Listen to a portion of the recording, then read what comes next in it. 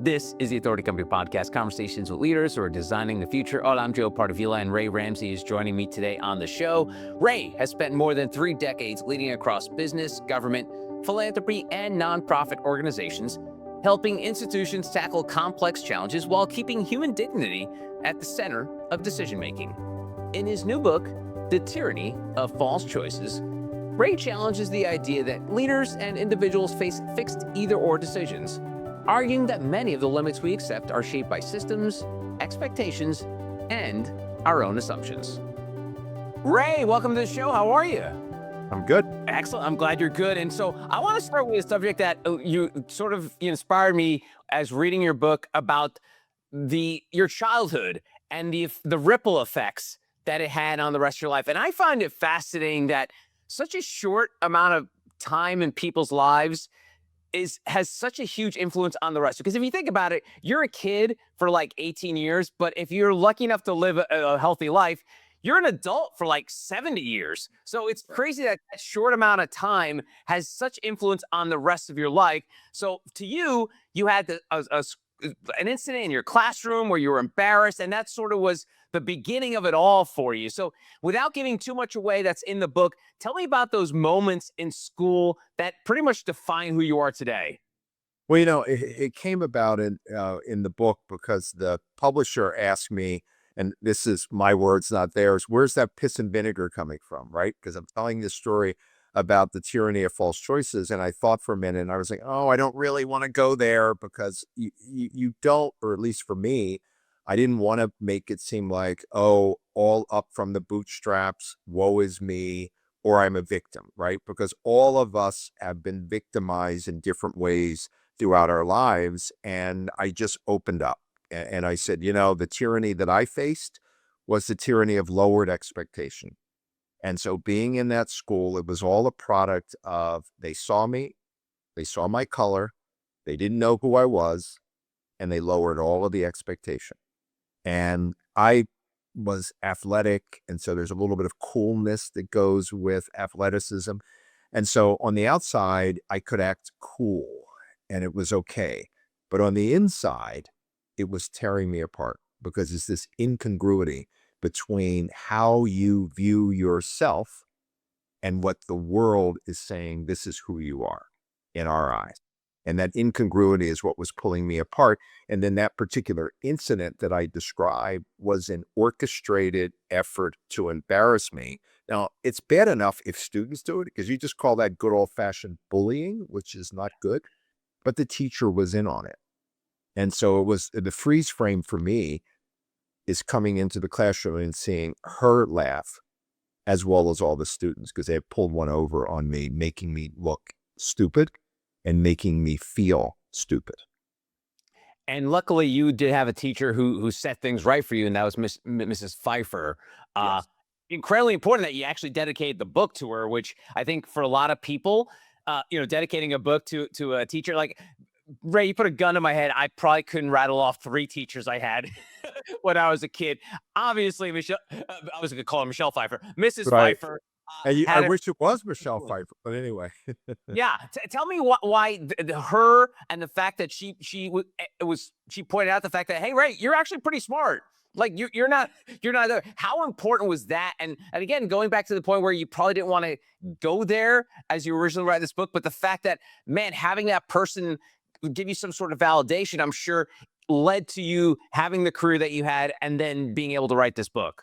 Well, I always referred to her after the fact as the person who saved my life.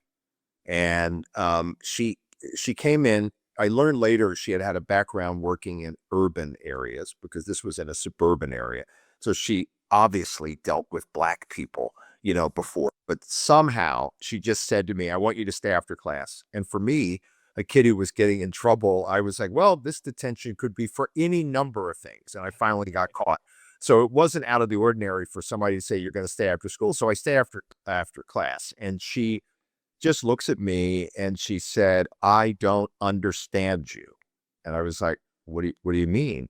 And then that's when she said something that I never forgot. She said, because you're one of, if not the most intelligent boy in the class, if not the entire school. And this was 6th grade. And I just looked at her quizzically and she said, but you don't show it. And, I come home, I felt good about it. But then candidly, with the grades, I thought, how did she kind of come up with that? And then I'll tell you something else. And it happened right at the same time. And you're younger than me, so you might not remember these. But back in the day, we didn't have the internet. So your parents would buy the encyclopedia. So my parents purchased the Encyclopedia Britannica and they wanted us to just use it for education. And so I became motivated by what she said, in many ways, wanting to live up to the smartness. And I just started reading different sections having nothing to do with what I was studying in class. And then I had my seminal moment. But what it turned into for me was this adage that I've used, which is everybody needs someone to say yes. And if you believe that you are self-made, you are delusional or you're just making shit up. Excuse my language. And so my whole thing is we all need to hear the yes, but then we should remember to give a yes. And so that became something really important to me. And then the last thing about her, and she stayed in my heart my whole life, was she said that at graduation time at 8th grade, she said, I only want one thing of you. And she knew that she had played this big role. And I said, what, Mrs. Pfeiffer? And she said, I believe you're going to do really well. But she said, promise me you'll never crush a human spirit. Hmm. And I said, I'm going to go one step further into that as my motto, to elevate the human spirit. And that became a life mission, all because of her. And I wanted to pay homage to her. And that's why I said she saved my life. But in many ways, she steered me to want to work on certain things, and it still burns inside of me. So that's where, quote, the piss and vinegar came from. That's great. And so the idea of, the sort of like the tumultuous childhood you had before Miss Pfeiffer came into your life, does that ship remain? Because me, I'll admit, Ray, I was the fat kid. So to me, I'll always be the fat kid. I'll always use humor to deflect. I'll always be the first to make fun of myself. And so I've had that. I don't want to call it a scar. I think it's just part of like imprinted into my DNA now. But those issues that you had about feeling less than, did that carry over, or the fact that Mrs. Pfeiffer stuck in, maybe those wounds weren't as deep as they could have Look, been?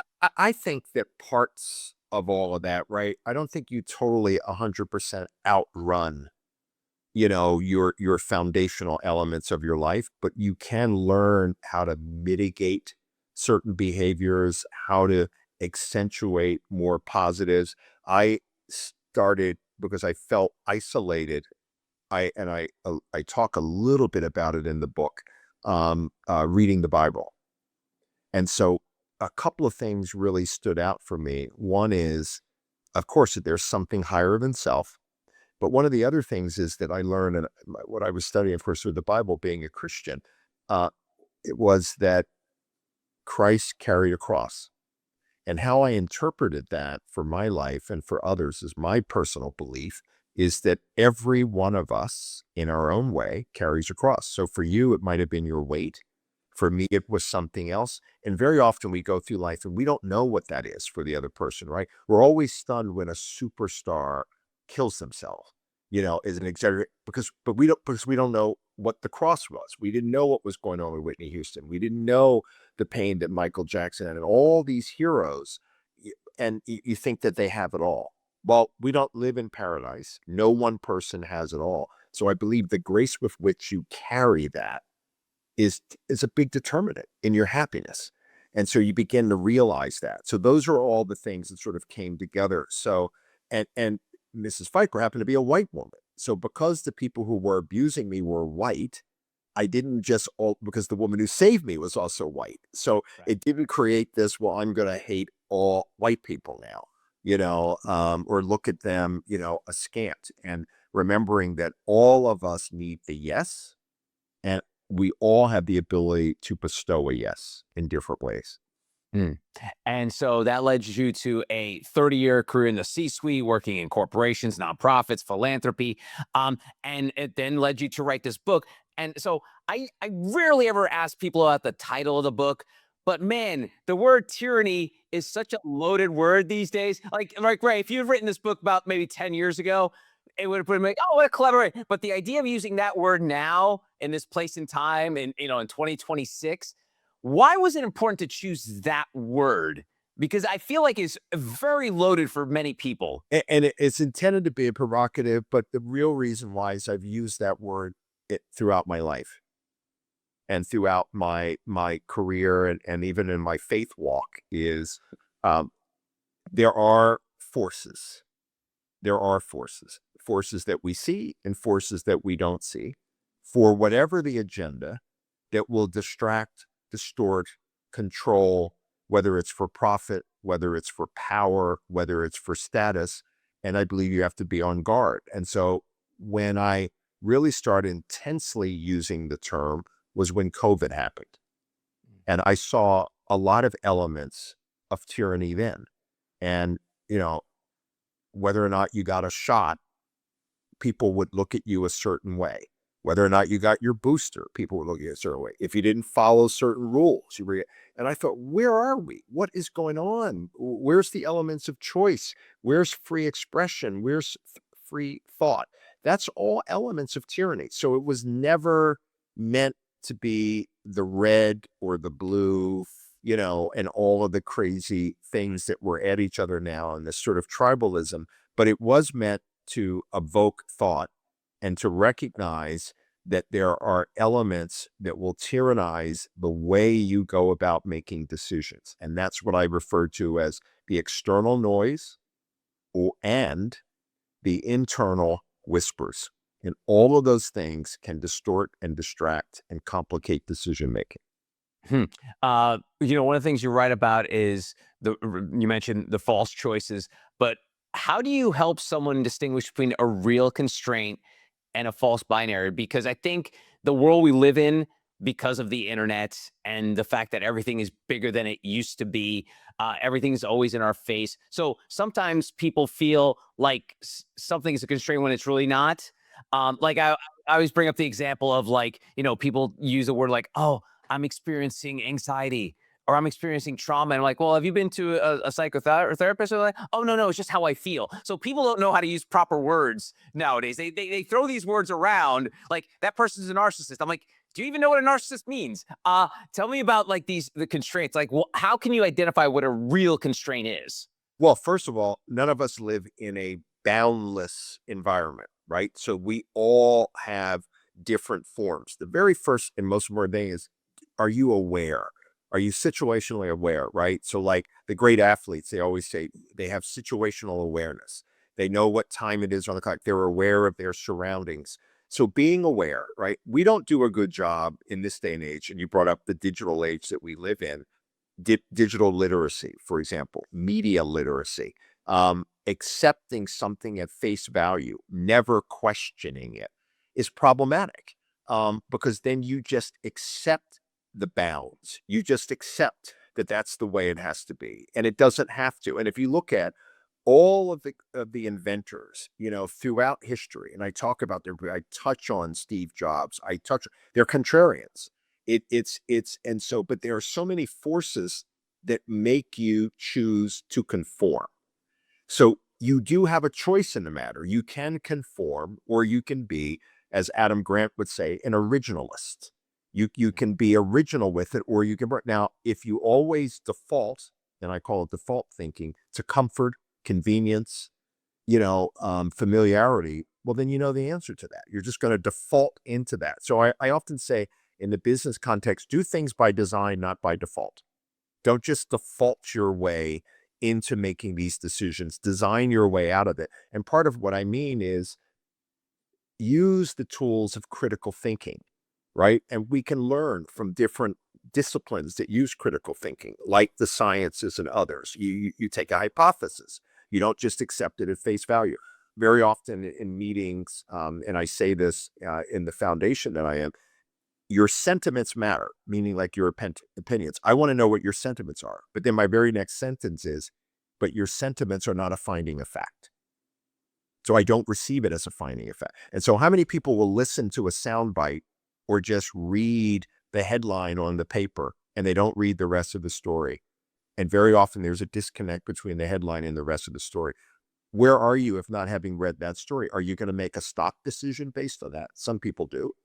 That's an ill-informed decision. So we have tools to arm ourselves to not be bound by the binaries. Mhm. And one of the things you mentioned there about being contrarian, one thing I often say is like being a contrarian is a fine line because if you become if that's your default setting, it's no before yes. And I'm sure you've had people like this in your life, right? I've had bosses where like you pitch them something and they'll immediately say no, but then like 10 minutes later, like, oh, that thing you mentioned, and I joke with my mom all the time about this, Ray, where like I'll say, hey, mom, blah, blah, blah. And she'll be like, no, no, no, no, no, no, no. She'll literally sound like that. No, no, no, no, no. And then like 10 minutes later, be like, oh, yes, yes, yes, yes. So how do you maintain a contrarian point of view without it being your default setting? Yeah, and look, I one of the things I say is that you don't want to be a nihilist or a narcissist, right? And so you can lapse into that. What you want is constructive question. And so one of the expressions that I use is if you never ask why, you never get to the liberated concept of why not, right? Mm. And sometimes you just go, why not? Like, let me try that. But you can't get to the why not unless you never ask why. So, one of the concepts I also talk about is enlightened disruption. So when you're in an organization, you want to disrupt the status quo. But I use the word enlightened because it's not disruption. Just to disrupt, that's reckless. And so you have guardrails around it. You're not doing things aimlessly. You have a purpose behind it, and that is to expand your sightlines, to ask whether or not there's an unintended consequence, right? Because the flip side of what you asked me is, well, if you just accepted what came in and you never ask about the unintended consequence of that action, you miss a lot. So it's just having the awareness and using some time-tested tools that are available to us, but it starts with your recognition of what's going on and then your choice and your willingness to use critical thinking. You mentioned sightlines in the book. You talk about 360-degree sightlines. Give me an example of what that looks like in practice for a leader facing pressure. Yeah. So when you face pressure, the very first thing that you want is, and I have this happen sometimes, very often in the communication setting, right? And so something will be done. Somebody published an inaccurate thing. So, people will come in, hair on fire. And then the first thing is, hold on. All right, what did they actually say? This is a real example. And then I said, what's the circulation of that publication? And then I learned that it was like minuscule. And you know what? I was kind of like, I don't need to lean into this.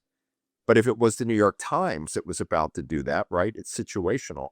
I'd be like, well, what are my options? And then you begin to think about who is in my corner, who will vouch for what we're doing, what are some of the element. And so you begin to expand your sight lines. And so my whole thing is it's not always going to be 360, but it shouldn't be 30%, and you only see what's in front of you. You have to look around. You have to look to the side.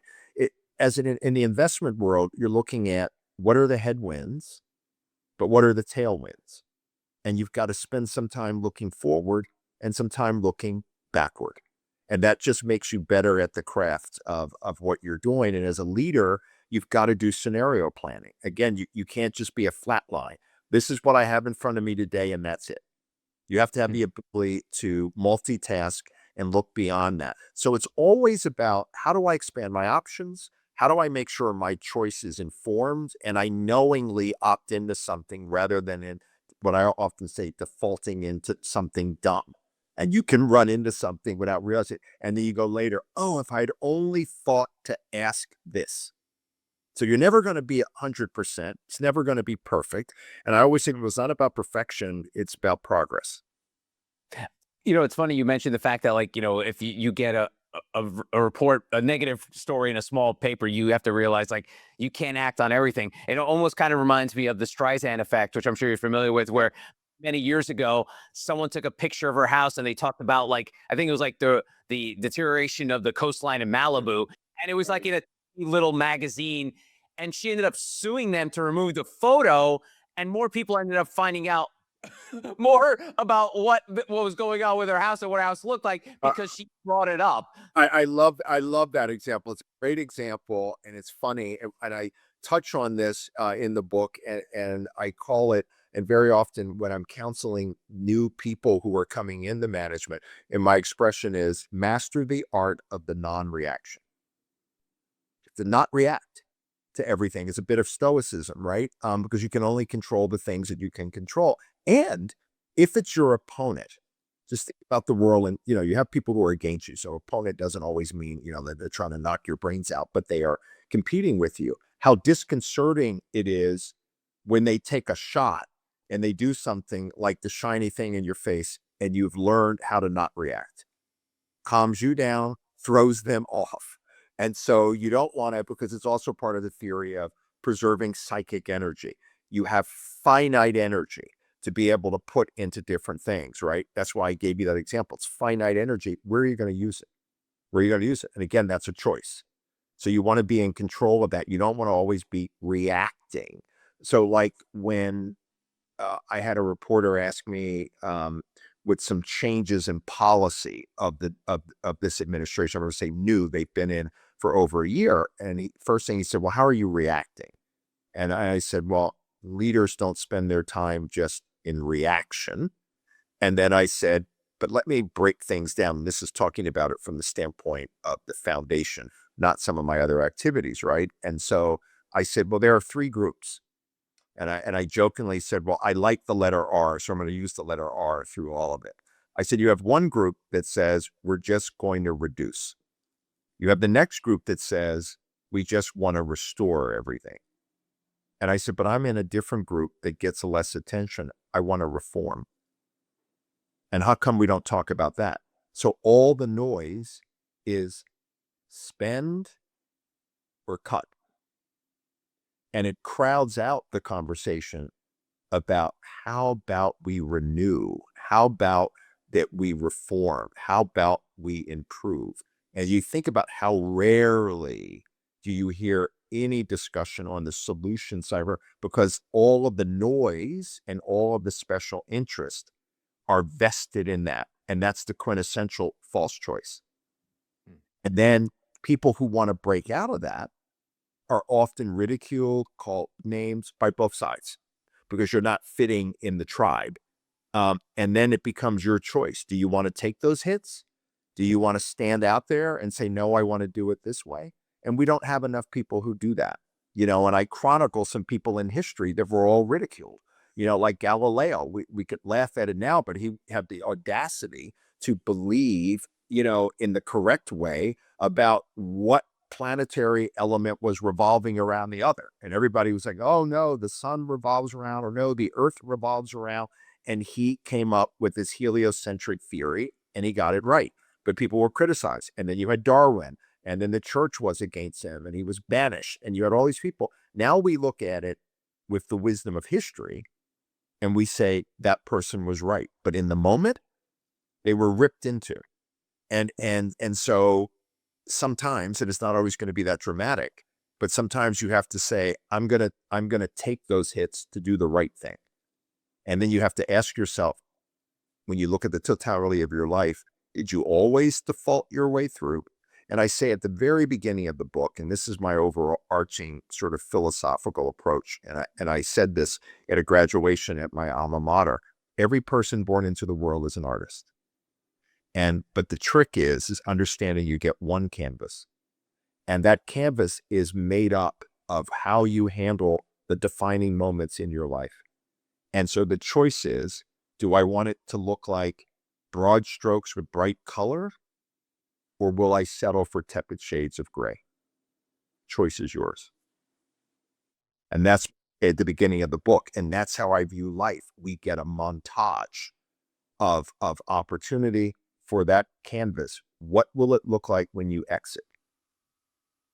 A big chunk of your book, you talk about virtues and moral compass. And this might get a little controversial, but I'm a lapsed Catholic, and I often challenge leaders that sort of use religion as sort of like their North Star and follow the book, the book and all that jazz. And I and part of the pun, I often devil's advocate these conversations because I'll be like, I can't remember in the Bible where it talked about Jesus like laying off 1,000 employees, or I remember in the Bible where he said like build walls and take out and kick out all the straight. Right.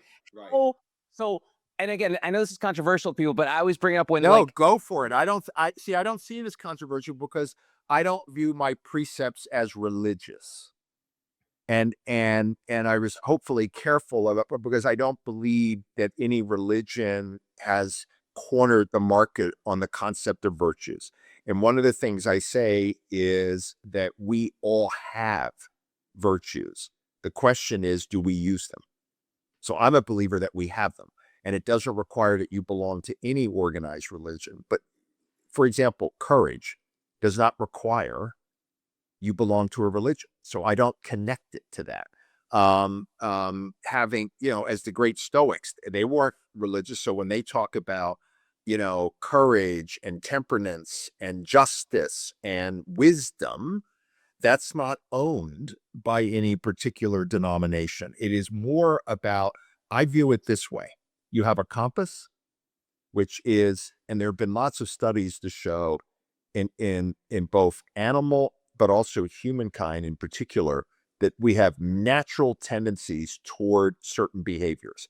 And regardless of how you've been socialized, everybody around the world believes that murder is wrong, that there are a bunch of other beliefs that are wrong. It doesn't require that you were in catechism, but you believe those things. So the question is, from my perspective, is do you drown out the navigation device? So think of it as a compass. Are you drowning it out because it's pointing north with all the distractions and distortions that I talk about, or will you allow it to open up? And so I believe that utilizing some of the virtues that you have can help you hear the signals of the compass. That is how I view it, but it is not a religious precept. nice. And the tyranny part I want to get to before we wrap up. You warn about speech suppression from both government and private institutions. Yes. But where do you see the greatest risk today when it comes to like the suppression of speech? Well, I think, look, there is a great paradox. One of the big paradox is that we have access to forms of communication that humankind has never known. So we can transmit out our message, our image in dramatic ways. So that opens up opportunities. Paradox is at the same time, it can quickly shut them off. And so somebody somewhere, if they shut those tools off to you and you no longer have those tools, where are you in a digital age? Whereas before you didn't have any of those tools, right? So you would write a letter, you would post something on a bulletin board. So nobody was going to get to your letter. Were they really going to go to the bulletin board at the grocery store and pull down your bulletin? So you have so it both expands opportunity, but it also can constrain, things. And so I don't think the concept of cancel culture is new, but we have to be on guard against anyone who basically says, because of who you are or what tribe you belong to, I'm going to shut you down and your ability to communicate ideas and thoughts, or I'm going to block that information from you, because we know that many of us are getting our information in a particular way. And so one of the things, and I used to do media related work all through school. I was editor in chief at my school newspaper. I was, for a while, the news director at the radio station at college. So I've always studied media. And one of the things that's important, it's not only what's covered, it's what gatekeepers choose to not put in front of you. And so that means we have to be, when I get back to my point about digital and media literacy, that's going to happen, right? So what can you do? You have to get more literate in understanding, well, I have other options. Because years ago, everybody was watching Cronkite, or they had 3 ABC, NBC, CBS. That's it. And so if they didn't espouse what you were saying, so people are nostalgic sometimes, my friend Joe. People are like, oh, the good old days we had Cronkite. And I go, but was that all the good old days? Because if I didn't agree with Chancellor and Cronkite and Severide, I had nowhere to go.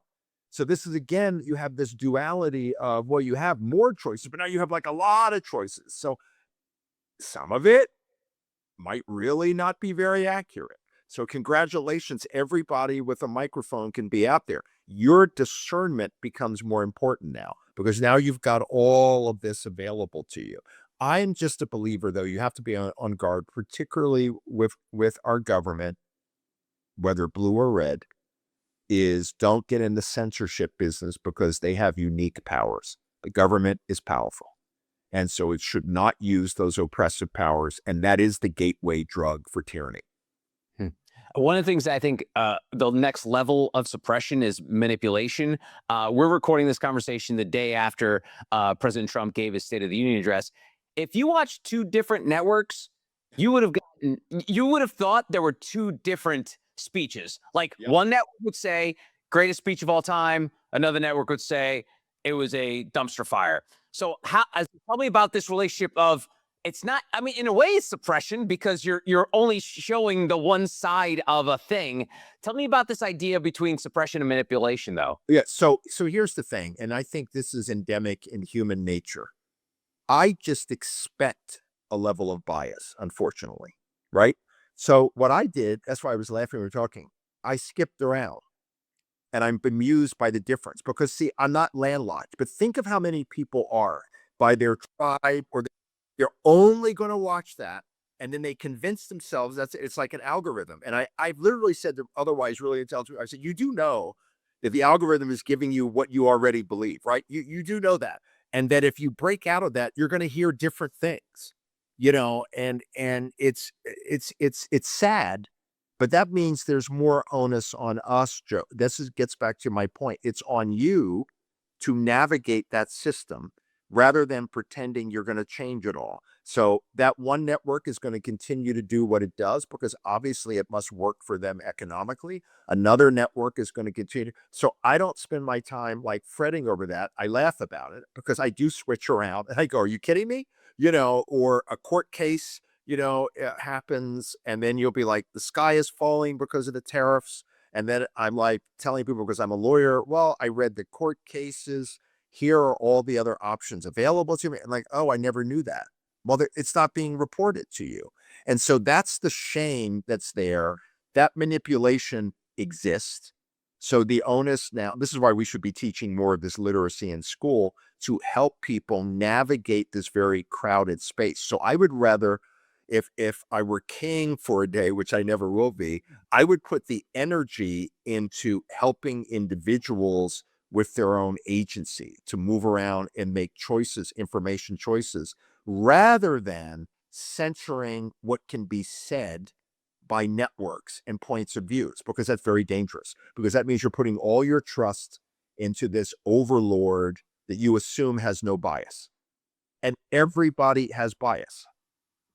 And I know we can't escape it because I think once you tie capitalism into technology and media, you mentioned it, like the networks are only going to put what their viewers are expecting to watch. They don't want to piss off their viewers. They're going to show them what they're expecting to watch.